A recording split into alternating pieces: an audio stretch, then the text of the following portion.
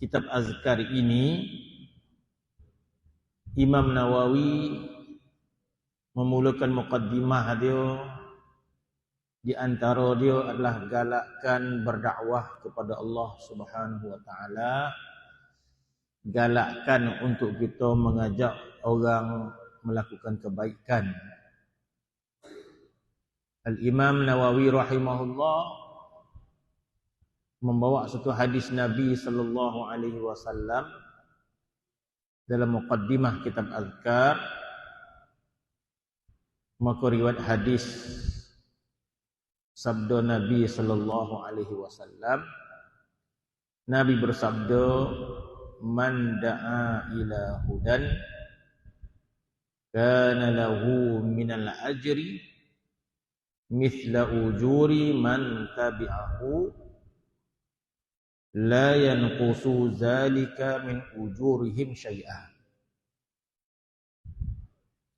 Imam Nawawi meletakkan muqaddimah dia sabda Nabi sallallahu alaihi wasallam, man da'a ila hudan, barang siapa mengajak orang kepada hidayat, barang siapa menyuruh orang lain kepada hidayat, bermaksud menyuruh orang lain supaya buat baik. Jadi seseorang itu belum melakukan perkara yang baik, seseorang yang belum lagi melakukan kebaikan, maka orang itu berubah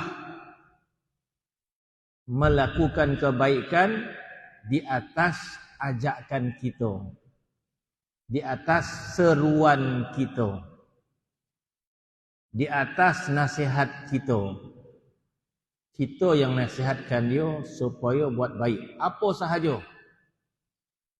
Daripada tak ke masjid, datang masjid, kita yang ngajak dia. Daripada bersikap yang tidak baik, kita mengajak dia, kita nasihat dia, maka berubah dia menjadi baik. Berpunca daripada nasihat daripada kita. Maka Nabi bersabda, man da'a ila hudan, barang siapa menyuruh orang kepada hidayat,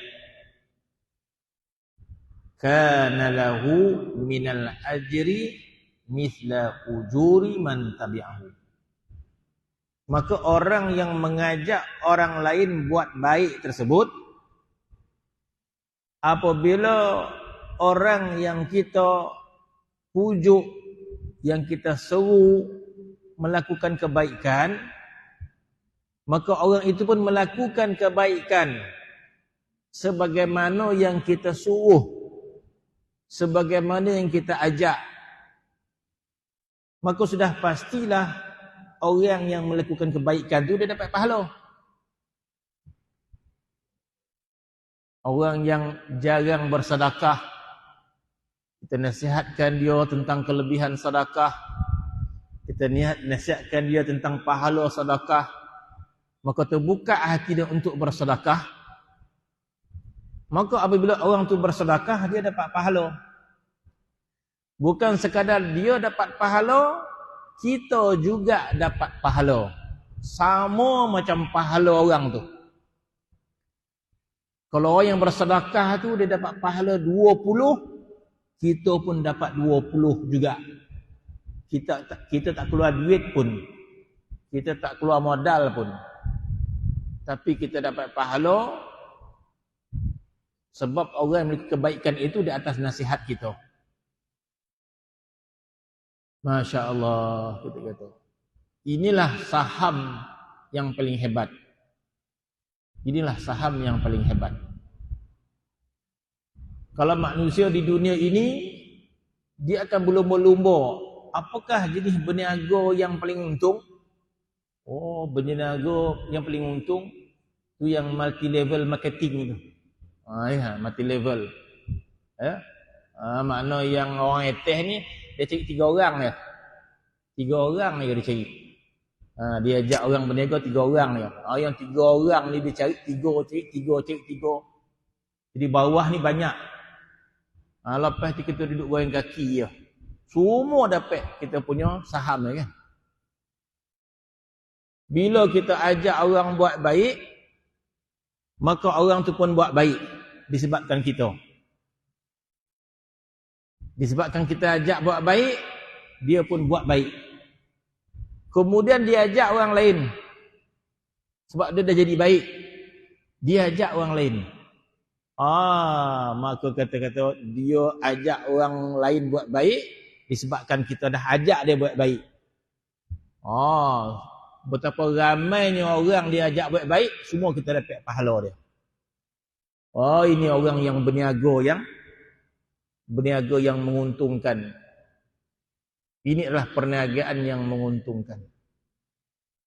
Allah Subhanahu wa taala sebut dalam Al-Quran, melakukan kebaikan itu satu perniagaan. Allah Subhanahu wa taala dia tahu manusia ni suka berniaga dan untung. Allah Taala tahu manusia ni disuka kalau berniaga tu untung. Berebut-rebutlah orang. Kalau orang tahu jual apa? Kalau orang tahu jual karipap tu untung, semua nak jual karipap. Kawasan orang balas sini suka karipap juga. Jual yang lain tak untung lah. Contoh, ada orang jual macam-macam tak untung. Jual ABC tak untung. Habis jual cendol untung. Semua orang nak kena jual sebab menguntungkan. Jadi manusia ini sifat dia bila ada berniaga yang menguntungkan, perniagaan itu ramai orang akan masuk. Sebab itu Allah Subhanahu wa taala berfirman dalam surah Shaf, hal adullukum ala tijaratin tunjikum min azabil alim. Allah Taala berfirman surah Shaf, hal adullukum ala tijaratin, hendak tak aku tunjuk kepada kamu satu perniagaan? Allah Taala yang tunjuk perniagaan. Kita kalau orang tu dah berjaya dalam perniagaan, dah jadi milioner dah, agak-agak kalau dia saran kita buat berniaga, kita ikut tak ke? Kalau orang tu asyik bankrupt, apa tu dia nasihatkan kita berniaga, itu mungkin 10 kali kita ni fikirkan. Dia nasihat kita berniaga, dia pun bankrupt. Dia percaya ni. Tak percaya kita. Tapi kalau orang tu dah berjaya dalam berniaga, memang jadi kaya raya, tiba-tiba dia nasihatkan kita satu perniagaan. Yakin kita. Sebab yang menunjukkan kita berniaga tu memang orang pakar. Dia pun dah berjaya dah. Itu mungkin. Walaupun kita tak nampak, tapi yang nasihat tu orang yang berjaya dan berniaga. Rasa-rasa yakin kita dengan kata-kata dia. Siapa yang lebih hebat mengetahui tentang keuntungan perniagaan berbanding Allah Subhanahu wa taala? Siapa orang yang lebih hebat mengetahui tentang keuntungan perniagaan berbanding Allah? Ini Allah yang menunjukkan kita berniaga yang untung. Hal adullukum ala tijarah, nak tak aku tunjuk kepada satu perniagaan, tapi keuntungan dia akhirat. Tunjikum min azabin alim. Keuntungan dia melepaskan daripada azab neraka. Di Allah Subhanahu wa taala juga sebut dalam Quran bahawa melakukan amal soleh itu Allah Taala istilahkan sebagai perniagaan juga. Satu perniagaan. Menguntungkan. Jadi Nabi SAW berikan kita satu ruang untuk menguntungkan kita akhirat nanti. Nama dia mengajak orang buat baik. Maka Nabi bersabda, man da'a ila hudan kana lahu minal ajri mithla ujuri man tabi'ahu. Barang siapa mengajak orang buat baik, maka dia akan dapat pahala setiap kebaikan yang orang tu lakukan, la yanqusu zalik min ujurihim, tanpa mengurangkan pahala orang tu. Orang tu bersedekah, dia dapat pahala. Orang tu bersedekah dapat pahala. Sebanyak mana pahala sedekah dia, kita pun dapat sama. Itu muqaddimah dalam kitab azkar ini menggambarkan bahawa kitab azkar yang disusun oleh Imam Sayuti, Imam Nawawi rahimahullah ini menggambarkan kefahaman Imam Nawawi betapa tingginya nilai kitab yang dia karang. Imam Nawawi faham bahawa kitab yang dia karang ini, yang dia tinggalkan untuk umat selepas dia. Imam Nawawi dah meninggal dunia dah. Ya. Tapi dia faham bahawa kitab azkar ini bila disusun, dikarang, diletakkan pelbagai hadis dalam kitab ini, disyarahkan sedikit sebanyak oleh Imam Nawawi, dan kitab azkar ini diterjemah di dalam pelbagai bahasa, termasuk bahasa Melayu.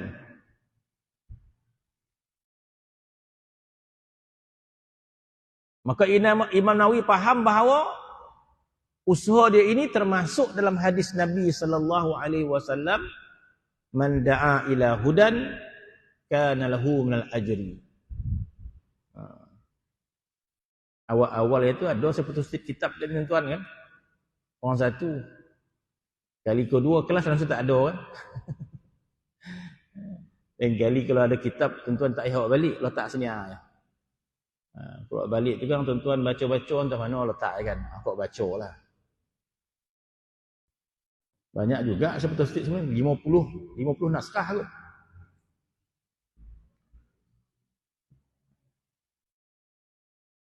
Maka Imam Nawawi dia sangat faham bahawa kitab azkar yang dia karang ini bertepatan dengan muqaddimah yang dia letakkan bahawa bermaksud apabila umat selepas dia seperti kita sekarang ini. Sekarang ini kita membaca kitab Imam Nawawi dan kita mendapat beberapa petunjuk-petunjuk yang baik dalam kitab ini dan kita amalkan. Maka setiap kata-kata dalam kitab azkar ini bila kita faham dan kita amalkan, sudah pasti setiap pahala itu masuk ke dalam buku catatan Imam Nawawi. Bertambah kemuliaan. Itu satu tuan-tuan. Sebab itu memang afdal kita untuk membaca kitab-kitab para ulama yang muktabar ni. Kitab Imam Nawawi, kitab Imam Al-Ghazali, kitab-kitab ulama yang muktabar ni. Bukan di atas niat kita nak bantu kesusahan dia di alam barzah. Bukan itu niat kita. Orang setara Imam Nawawi, Masya Allah, telah dimuliakan oleh Allah Subhanahu Wa Taala dengan derajat yang dia dah capai. Tetapi apabila kita membaca karangan Imam Nawawi dan menyebabkan setiap bacaan kita itu mendatangkan pahala kepada kita, dan juga Allah Subhanahu Wa Taala kirimkan pahala kepada Imam Nawawi, bukan semata-mata kita nak tolong di alam barzakh, tak, tetapi untuk menjalinkan hubungan kita dengan mereka para salihin. Jadi bila kita berada dalam kuliah membaca kitab Imam Nawawi, semua daripada kita memberi sedikit sebanyak pahala kepada Imam Nawawi. Bukan bermaksud Imam Nawawi itu beralam kesusahan alam barzakh, tidak. Imam Nawawi telah pun dimuliakan oleh Allah Subhanahu Wa Taala dengan kedudukannya. Tetapi apabila kita memberikan sedikit kemuliaan kepada Imam Nawawi, itu termasuk kita telah menjalinkan hubungan yang baik dengan Imam Nawawi rahimahullah. Dan sudah barang tentu di akhirat nanti kita akan dapat syafaat daripada para ulama, para salihin, para aulia di akhirat nanti. Maka itu muqaddimah yang kita baca. Dan kitab Al-Azkar ini bermula dengan tajuk yang pertama. Al-Imam Nawawi rahimahullah memilih tajuk yang sangat asas dalam agama. Sebahagian para ulama apabila mereka itu menyusun dan menulis kitab, sebahagian mereka memilih tajuk apakah yang nak diletak dalam kitab itu. Tajuk pertama, tajuk apa nak letakkan. Itu pelbagai kaedah ulama meletakkan tajuk.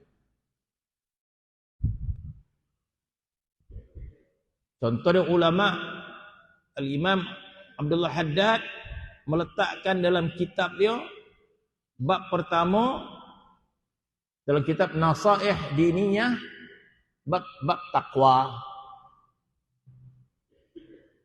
Dalam kitab yang lain ada ulama meletakkan bab pertama kepentingan ilmu. Tak ada masalah. Dalam kitab Azkar ini Imam Nawawi rahimahullah memulakan tajuk pertama dalam kitab Azkar berkenaan dengan ikhlas dan niat yang baik. Masya Allah, kita kata. Ya. Tajuk yang pertama dalam kitab Azkar ini merupakan tajuk yang sangat besar dalam agama kita. Tajuk yang sangat asas dalam agama kita. Tajuk ini kalau kita berjaya memahaminya dan kita amalkan dia, maka berjayalah amalan kita yang lain keseluruhan dia. Dan sekiranya tajuk ini gagal untuk kita faham dan gagal untuk kita dapatkan dia, maka rosak amalan kita keseluruhan dia.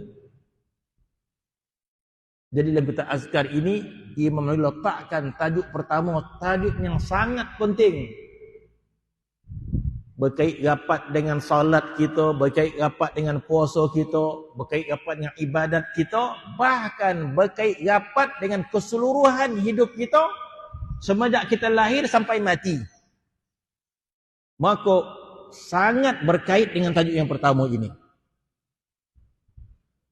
Dan tajuk yang pertama ini adalah satu tajuk yang perlu kita fikirkan setiap hari. Setiap hari kita fikirkan bab yang pertama dalam kitab Azkar ini. Sepatutnya setiap hari kita fikirkan tajuk ini. Apakah tajuk yang diperkatakan ini ada dekat kita, tuan-tuan? Setiap hari. Ada ke tidak? Ada ke tidak? Ada ke tidak? Ada ke tidak? Ada ke tidak? Dah berubah ke dia? Dah menyeleweng ke dia? Setiap hari kita perlu memikirkan tajuk yang pertama kita Azkar. Tajuk dia apa? Tajuk dia keikhlasan dan niat. Keikhlasan dan niat. Sebab keikhlasan dan niat ini, tuan-tuan, bila kita biarkan begitu saja, lama-lama niat kita akan boleh jadi berubah. Niat kita boleh jadi berubah. Asalnya nak datang masjid, asalnya nak rapat dengan masjid, rapat dengan masjid, akhirnya jadi orang kuat masjid. Asalnya elok datang masjid untuk apa? Untuk takarub pada Allah Subhanahu Wa Taala. Dah pencen-pencen ni, apa nak buat? Cuma berjinak-jinak di masjid lah. Elok. Kan?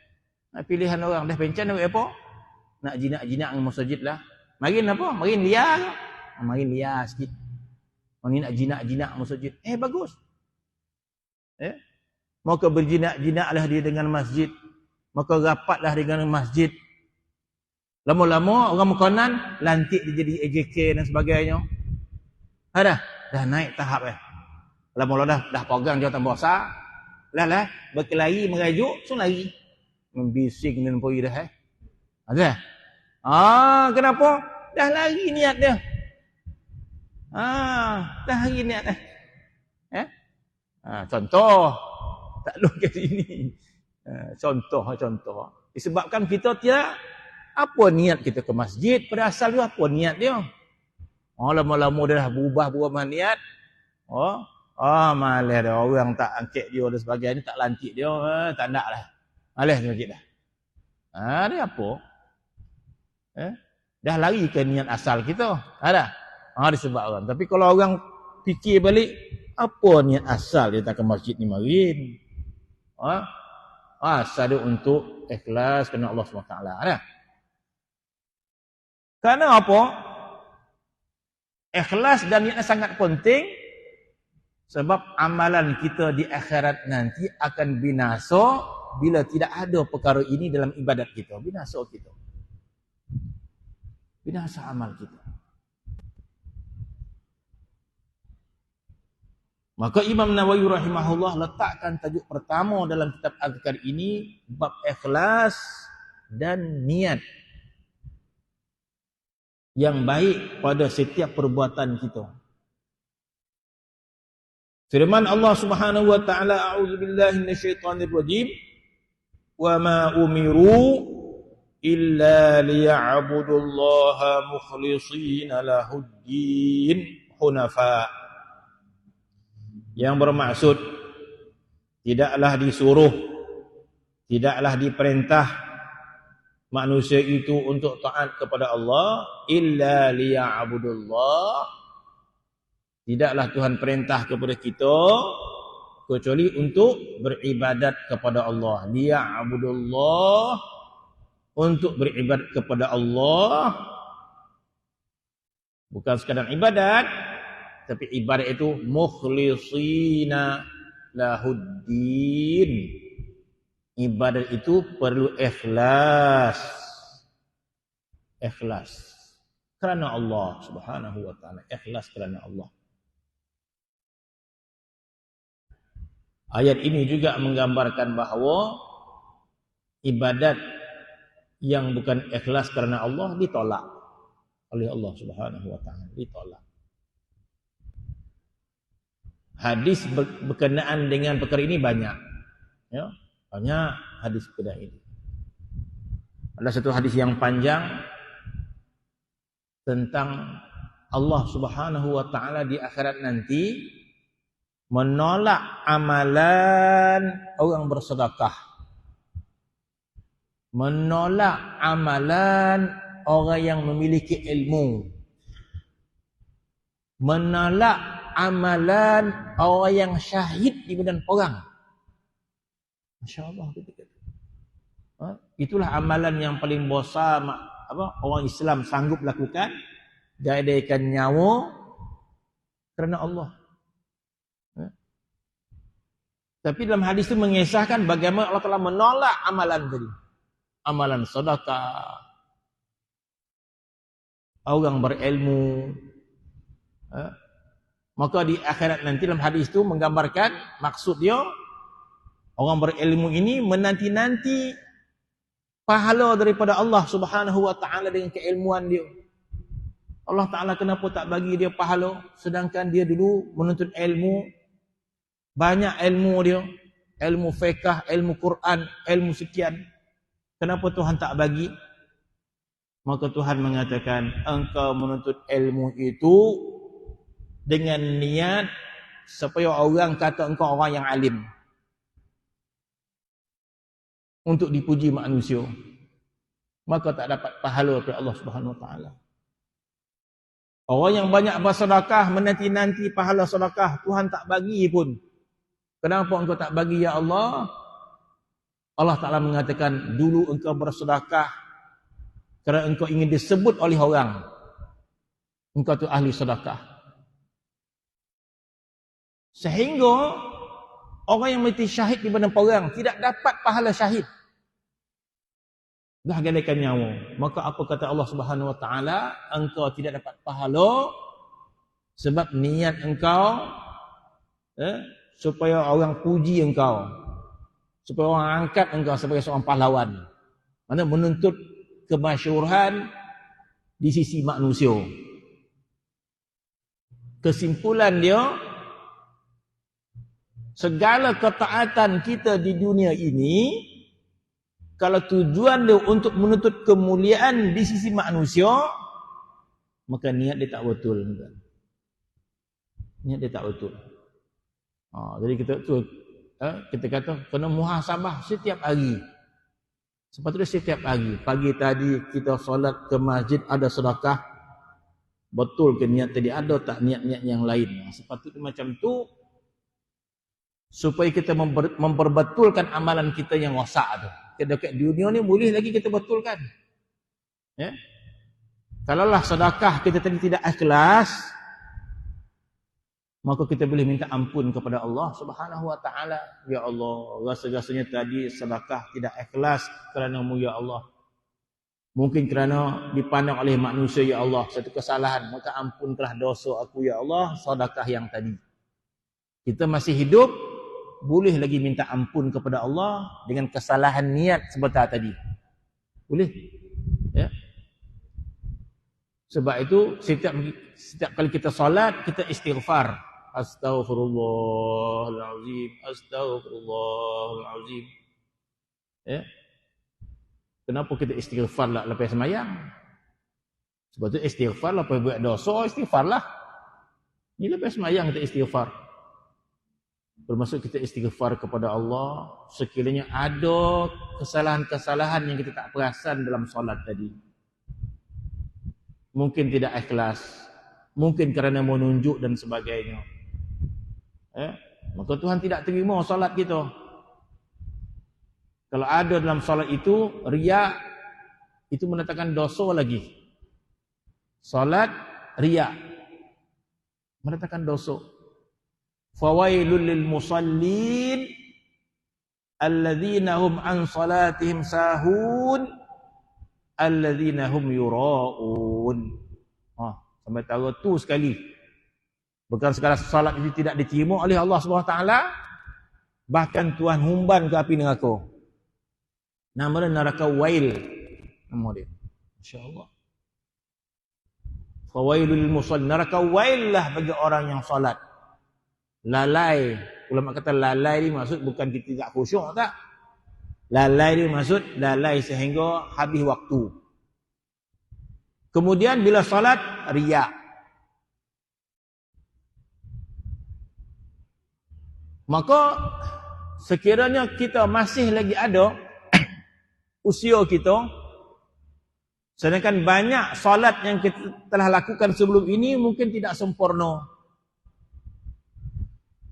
Apakah salat yang riya itu kita perlu qada? Tak ada hukum qada, kita kata. Sembahyang tak khusyuk, adakah hukum qada? Tak ada hukum qada sembahyang tak khusyuk. Tapi sembahyang tu dah rosak nilai dia. Ya. Maka cara untuk menyelamatkan salat kita tidak sempurna dengan istighfar kepada Allah Subhanahu wa taala. Istighfar. Ya. Dah kalau begitu, kita istighfar seluruh ibadat kita sebelum ini. Sekiranya ibadat itu sah. Syarat dia sah. Kalau kita pernah sembahyang tak ada wuduk, itu kena qada lah. Sebab tak sah lah sembahyang tu kan. Kita pernah sembahyang tu tapi lupa ambil sembahyang. Jadi kita istighfar lah. Tak boleh. Itu sembahyang tu batal. Kita kena qada. Tetapi kalau sembahyang tu wuduk dia elok, rukun dia elok, semua elok, Fatihah dia betul, tamakninah dia betul. Cuma solat tu rosak, tidak khusyuk. Mungkin solat tu rosak sebab ada menunjuk-nunjuk dan sebagainya. Maka salatnya sebegini, untuk kita bersihkan dia dengan istighfar kepada Allah Subhanahu wa taala. Banyak kekurangan ibadat kita istighfar pada Allah Subhanahu wa taala. Mana di dunia masih lagi kita boleh perbaiki ibadat kita yang dah lepas. Di padang mahsyar tak boleh dah tuan-tuan. Di padang mahsyar kita nak minta maaf, tak diterima oleh Allah Subhanahu wa taala. Kerana Allah Subhanahu wa taala berfirman, "Wa ma umiru illa liya'budullaha mukhlishina lahuddin." Tidaklah kami perintahkan kamu kecuali beribadat dengan ikhlas. Firman Allah Subhanahu wa taala dalam menceritakan tentang ibadat korban. Ibadat korban khilaf di antara mazhab, ada yang kata wajib, ada yang kata sunat muakkad. Dalam mazhab Syafi'i sunat muakkad. Melakukan korban pada hari korban. Satu keluarga seorang. Satu keluarga satu bahagian untuk berkorban. Mana berkorban itu galakkan daripada agama. Dan dalam kitab fiqh membincangkan korban yang macam mana yang paling sempurna. Korban binatang korban yang gomok, binatang korban yang banyak daging dia, binatang korban yang elok tanduk dia pun cantik. Bahkan sebagian orang dimandikan dengan korban tu. Bagi dia cantik. Elok kita mandikan. Jadi cantik betul dengan korban itu. Kita beli yang sepaling mampu kita beli. Kalau ada lembu yang 4,000, 4,500, 5,000. Kalau ada 5,000, ambil yang 5,000. Semampu mungkinlah. Yang 10,000 mungkin tak terboli ke kita. Ambil lah yang 5,000 kot. Macam tu kan. Bolehlah yang paling cantik. Bila kita telah menyediakan binatang korban itu, apakah semudah itu Tuhan terima korban tu? Belum lagi dah. Kita dah sediakan duit sekian banyak dia. Cari lembu yang paling baik. Dan bila kita melakukan ibadat korban, tidak semudah itu Tuhan terima. Tuhan tengok niat kita. Macam solat lah. Sebelum solat, kita baca Fatihah. Ada klinik nak baca Fatihah yang macam mana yang betul baca Fatihah ni. Kena belajar tajwid dia. Makhraj huruf dia. Ikhlas nak belajar Fatihah ni. Apa lagi? Belajar buat wuduk. Kemudian bukan sekadar kita belajar baca Fatihah, belajar taranum lagi. Akhir dia bukan sekadar kita boleh baca Fatihah dengan tajwid. Kita boleh baca Fatihah dengan taranum lagi. Jadi bila kita salat, kita baca Fatihah dengan makhraj yang betul, tajwid yang betul, taranum. Orang dengar pun seronok. Bila kita jadi imam, pakaian pula semua kita pakai. Serban pun pakai, jubah pakai. 2 lapis lagi jubah. Ridak pun pakai. Apakah sempurna salat dia? Belum lagi. Allah Subhanahu wa taala melihat kepada keikhlasan ibadat dia. Walaupun baca Fatihah ada cantik, baca surah bertajwid, pakaian dia sempurna, serban, jubah semua ada. Tetapi kalau tidak ada nilai keikhlasan, maka Tuhan tolak juga ibadat itu. Maka Allah Subhanahu wa taala bercerita tentang ibadat korban. Maka Allah Taala berfirman, "Lan yanalallahu luhumuha wala dima'uha walakin yanalu taqwa minkum." Firman Allah, tidak sekali-kali akan sampai kepada Allah daging korban tersebut. Tidak sampai kepada Allah darah korban tersebut. Tetapi yang sampai kepada Allah ketakwaan kamu kepada Allah. Bermaksud amalan hati kita juga yang dipandang oleh Allah Subhanahu wa taala. Maka kata Imam Nawawi rahimahullah dalam ayat ini, dalam ayat yang Allah Subhanahu wa taala menceritakan yang sampai kepada Allah ibadat korban itu adalah ketakwaan orang yang melakukan korban itu. Maka kata Imam Nawawi rahimahullah telah menceritakan kepada kami, tuan guru kami, Al-Imam Al-Hafiz Abul Baqa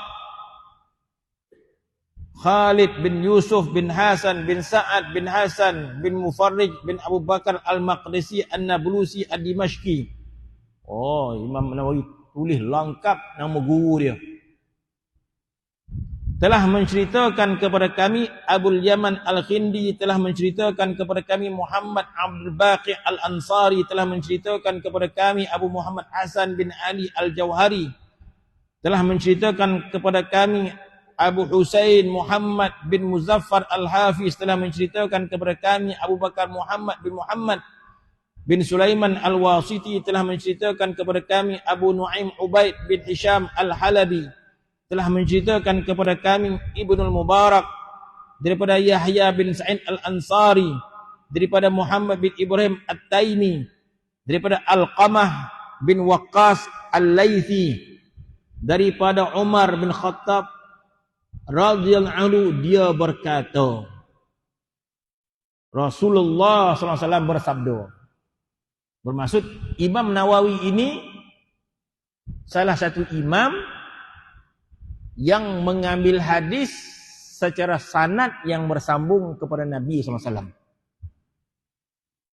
Jadi Imam Nawawi salah seorang ulama yang dia mengambil hadis daripada guru yang bersambung sanadnya kepada Rasulullah sallallahu alaihi wasallam. Di antara penjagaan ulama ataupun usaha ulama yang lebih lagi, yaitu mencari sanad-sanad ilmiah, sanad hadis, sanad Quran dan sebagainya. Apakah hadis yang disebut sanad itu sampai ke para sahabat dan Nabi SAW? Yaitu hadis yang sangat masyhur dalam agama kita.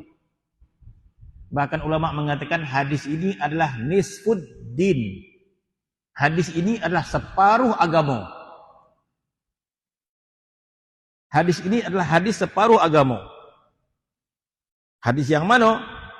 Maka Sayyidina Umar Al-Khattab radhiyallahu anhu berkata, sabda Rasulullah sallallahu alaihi wasallam, innamal a'malu binniyat.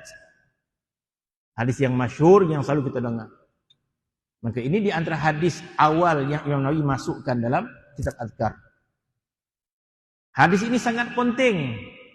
Hadis ini dibuat kajian oleh para ulama. Maka keluar daripada hadis ini pelbagai hukum agama. Pelbagai hukum agama daripada hadis ini. Hadis ini adalah hadis yang sangat diambil berat oleh para ilmuwan untuk mengkaji kepahaman dia. Maka Nabi bersabda, innamal a'malu binniyat. Hanya saja amal itu dengan niat. Ulama fiqh memberi maksud, hanya saja tergantung sah amal itu dengan niat. Banyak syarah maksud hanya saja amal itu dengan niat. Wa innama likulli imri'in ma nawa. Hanya saja seseorang itu akan dapat mengikut apa yang diniatkan.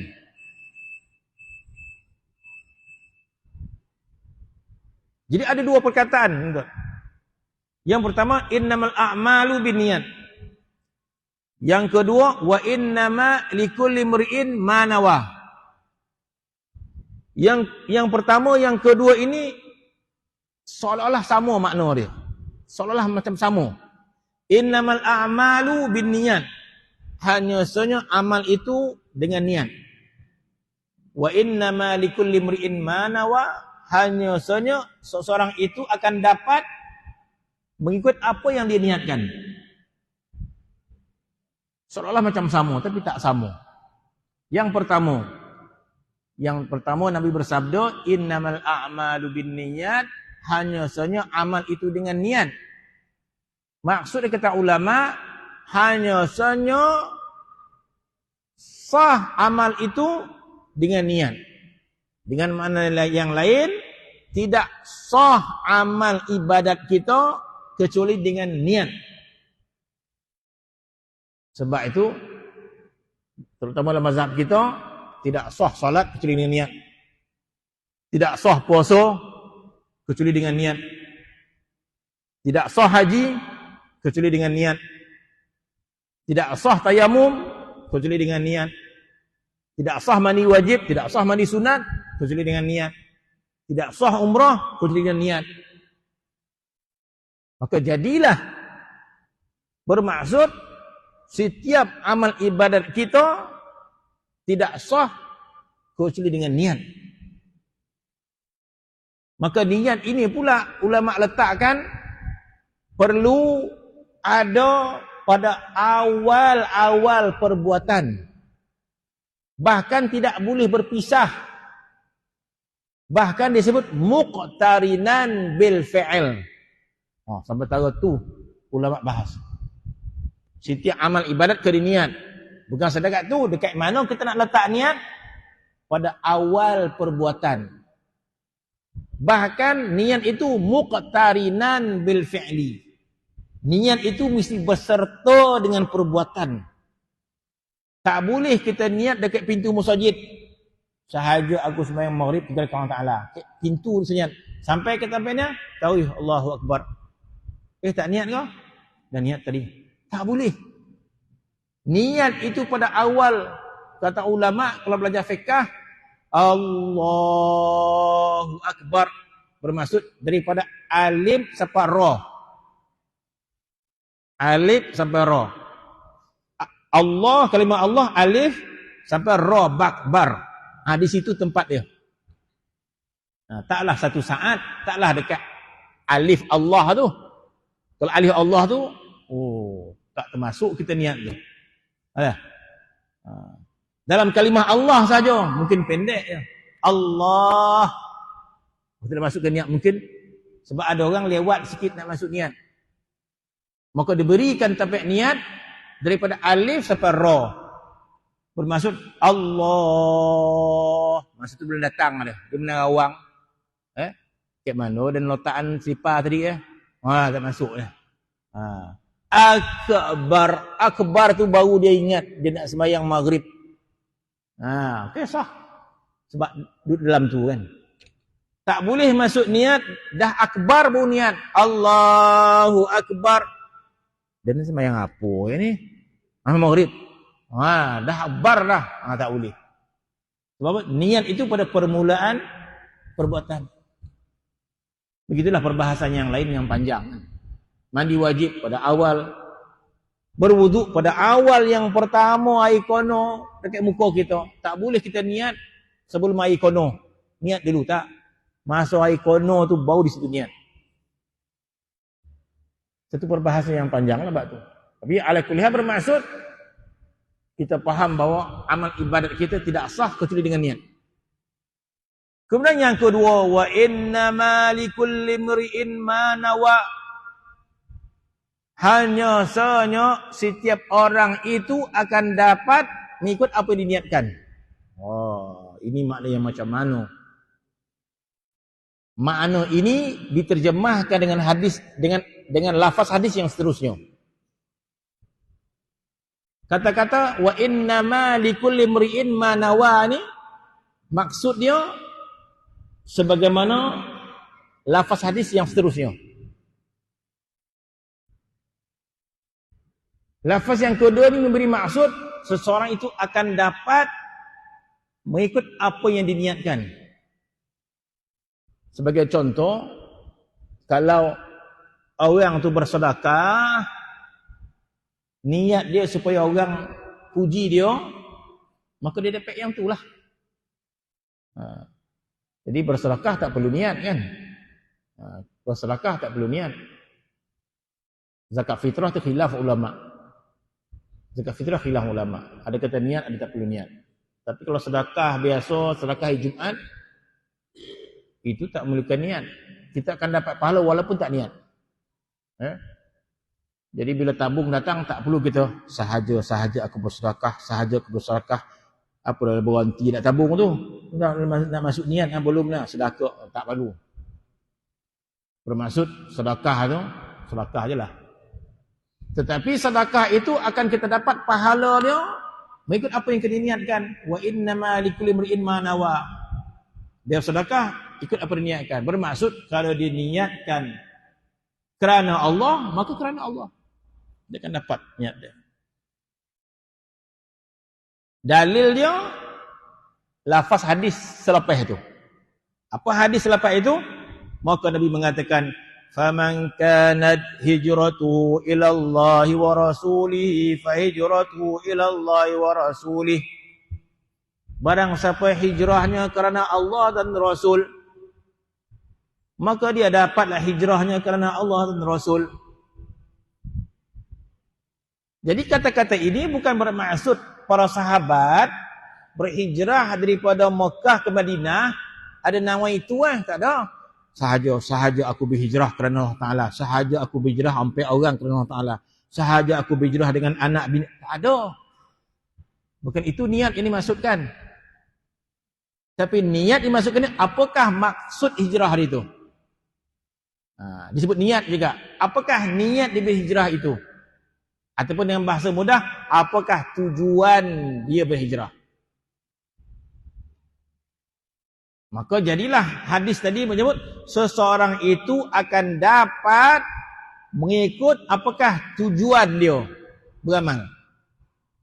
Maka Nabi mengatakan, barang siapa hijrahnya kerana Allah dan Rasul, fa hijratuhu ila Allah wa Rasul. Maka hijrahnya kerana Allah dan Rasul.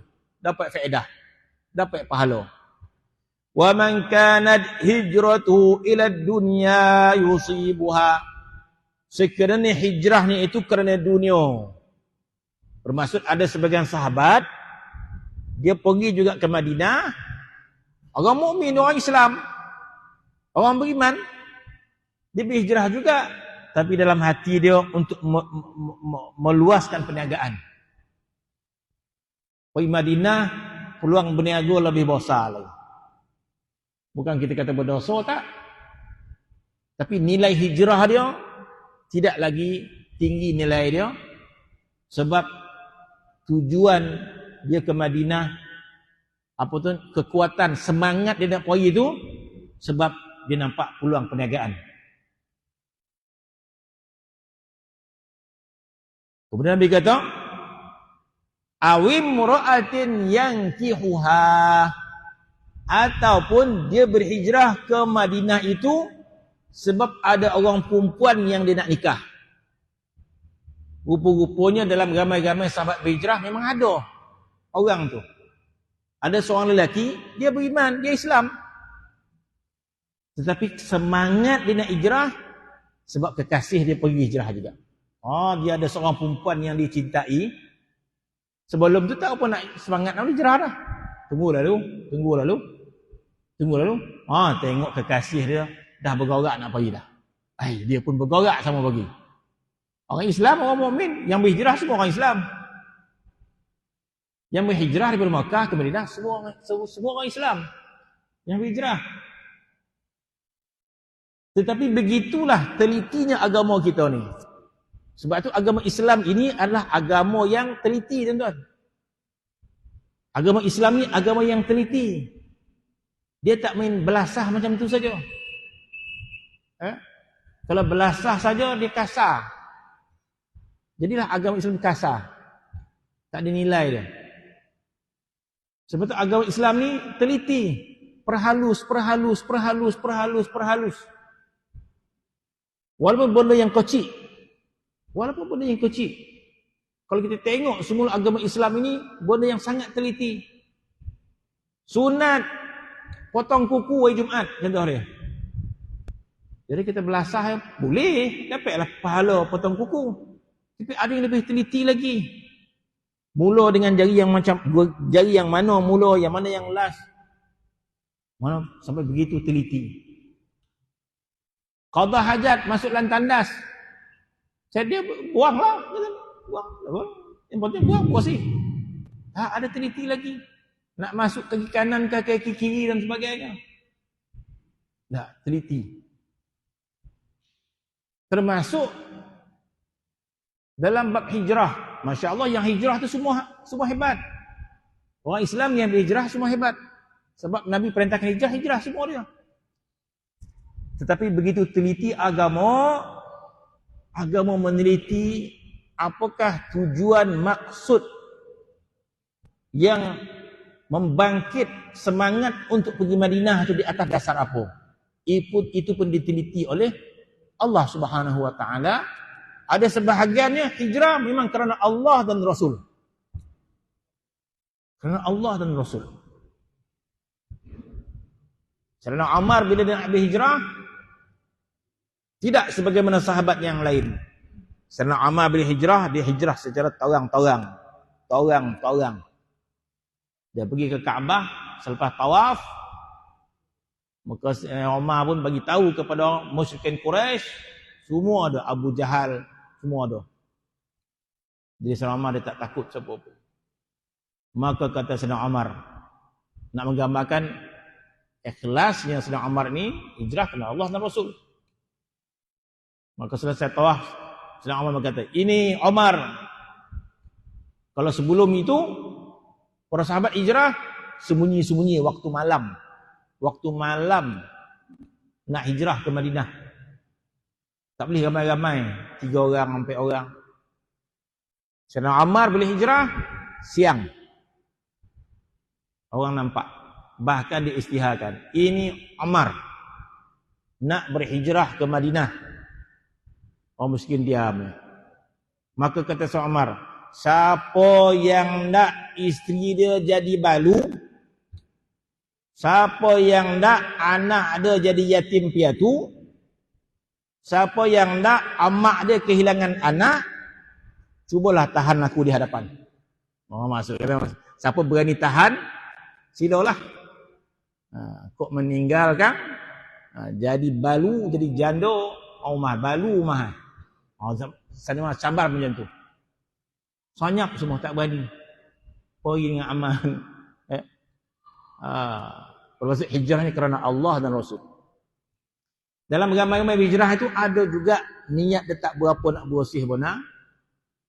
Maka sebab itu Nabi sebutkan hadis ini. Nabi kata barang siapa hijrah kerana dunia ataupun kerana wanita yang dia nak kahwin, apa Nabi kata? Fahijratuhu ila ma hajara ilaih. Maka hijrahnya dapat yang tu lah. Dia dapatlah berniaga dan mungkin dia dapat kahwin. Mana bukan berdosa apa tak? Tidak tinggi nilai hijrahnya. Maka dengan hadis ini tuan-tuan, Masya Allah, kita kiaskan pada semua benda, kepada semuanya, pada sedekah kita, pada kebaikan kita, pada pengajian kita, pada umrah kita, pada haji kita, pada salat kita, dan apa sahaja, maka termasuk dalam hadis yang disebut oleh Imam Nawawi, supaya sesuatu yang kita lakukan kerana Allah dan Rasul. Tak sama tuan-tuan. Sangat tak sama. Maka di akhirat nanti kita akan nampak perbezaan niat yang betul dan niat yang tak betul. Yang kurang betul. Kalau kita pergi umrah, kalau kita pergi haji, sebelum kita bergerak, kita betulkan niatnya. Selain kita belajar kaedah tawaf, sa'i dan sebagainya, itu memang betul lah. Macam mana cara tawaf, macam mana cara melontar, macam mana cara wukuf, macam mana cara bermalam di Mina. Tapi yang lebih banyak, tujuan kita ke Makkah ni untuk apa? Untuk apa? Untuk apa? Untuk apa? Sebab apa? Nilai ibadat kita mengikut apa yang kita niatkan.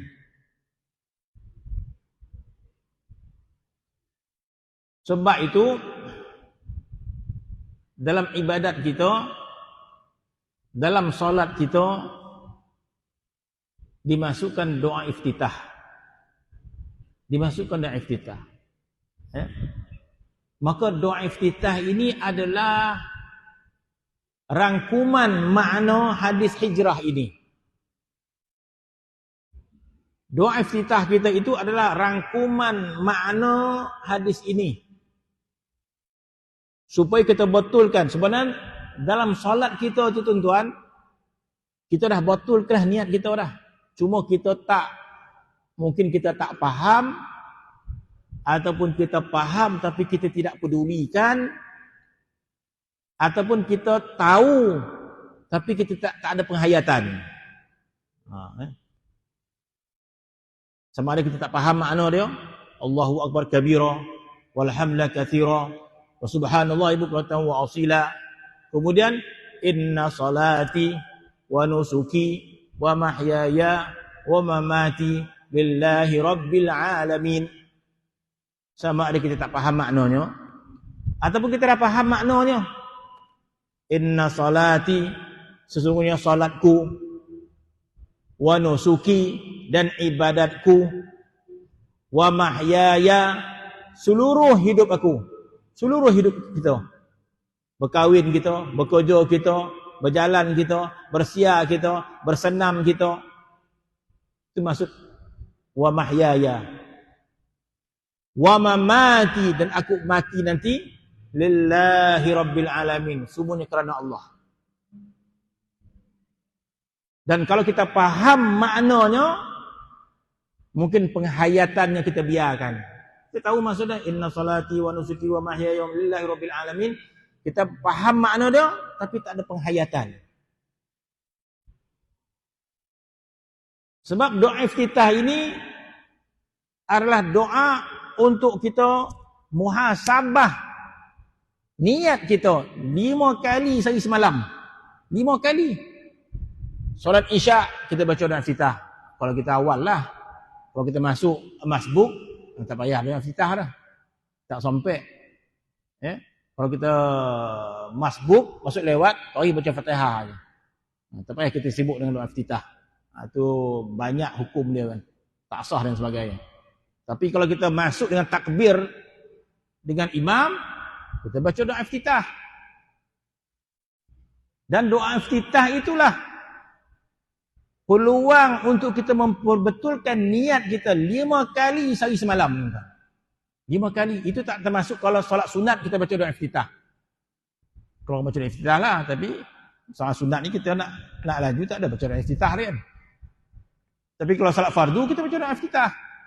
Jadi kesempatan kita baca doa iftitah, kita fahamkan makna dia tuan-tuan.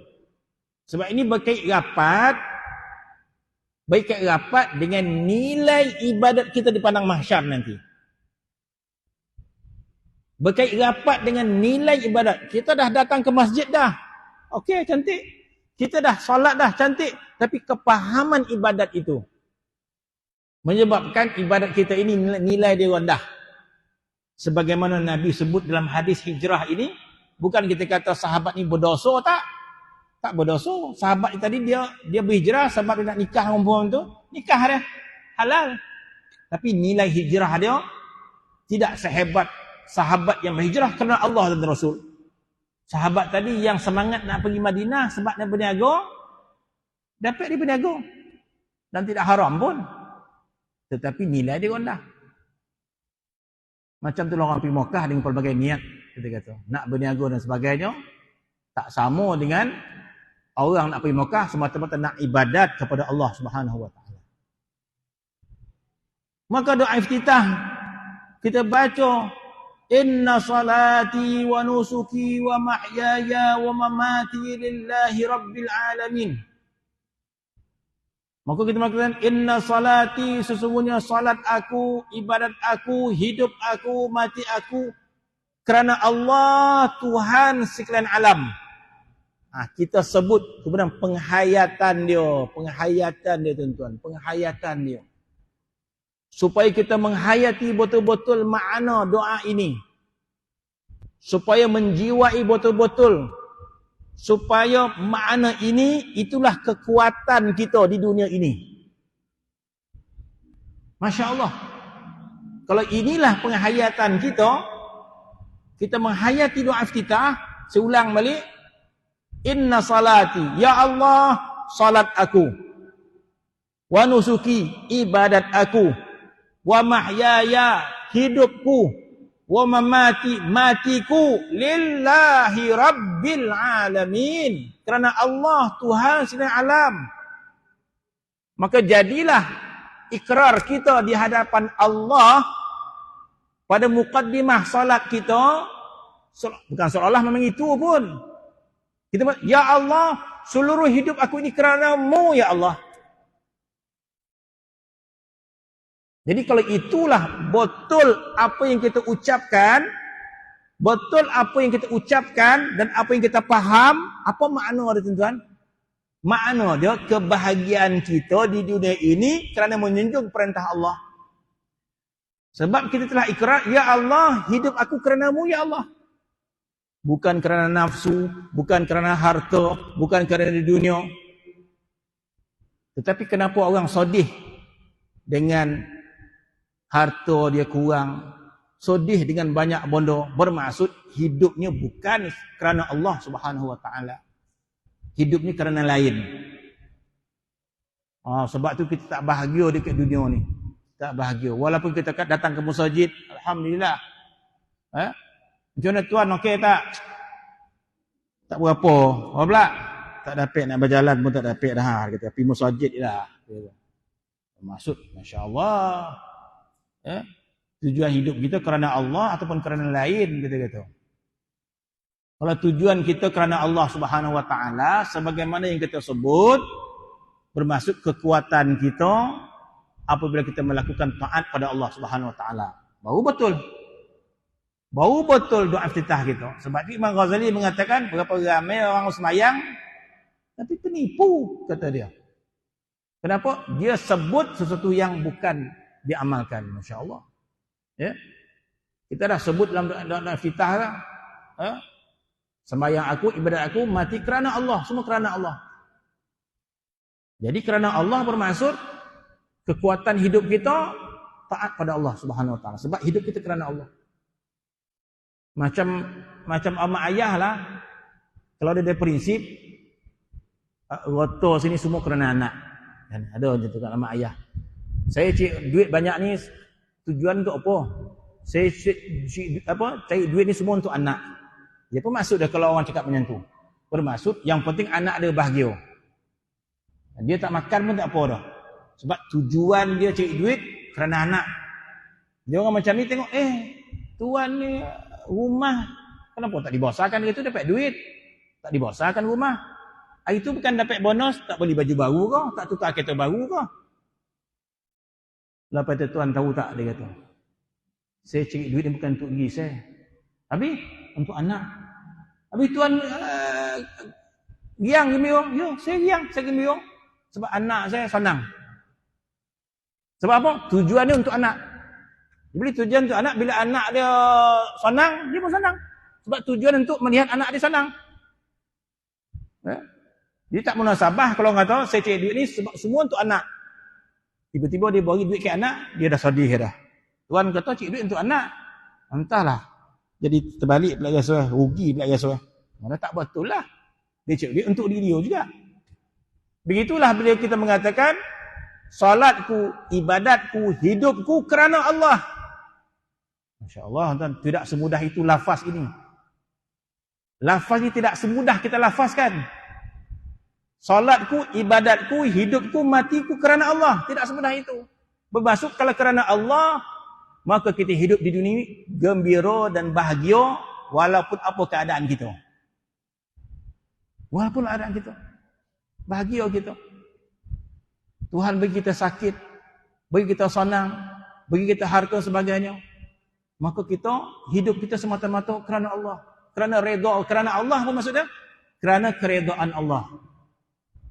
Jadilah maksud, semua hidup aku ini kerana keredaan-Mu ya Allah. Maka kalau betul-betul macam tu tuan-tuan, betul-betul kita faham, ya Allah, hidupku, matiku ya Allah kerana untuk mencari redha-Mu ya Allah.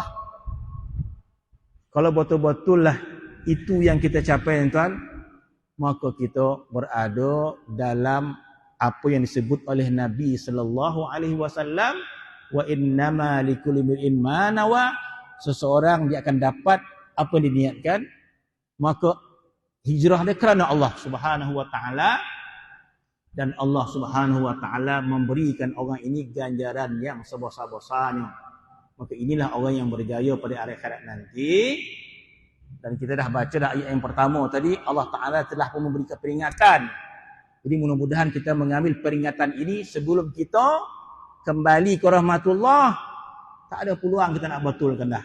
Kita yang masih hidup, yang mendengar peringatan ini, Allah Ta'ala dah sebut dah, aku tak suruh kamu beribadat kecuali ikhlas.